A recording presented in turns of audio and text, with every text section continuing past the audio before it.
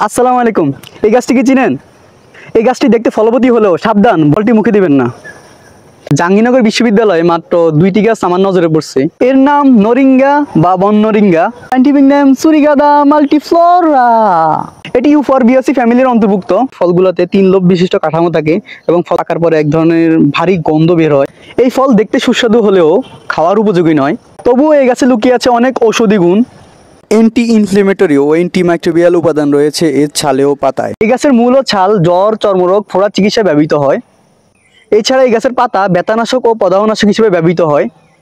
ইউফোরবিয়াসির অনেক উদ্ভিদে বিষাক্ত ল্যাটেক্স থাকতে পারে, তাই এর ব্যবহারের ক্ষেত্রে সতর্কতা অবলম্বন করতে হবে।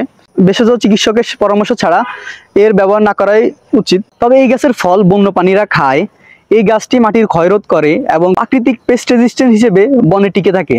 আপনাদের আশেপাশে যদি এই নরিঙ্গা গাছ থাকে, চিনে রাখুন, এই গাছ হচ্ছে এক জীববৈচিত্র্যের যোদ্ধা।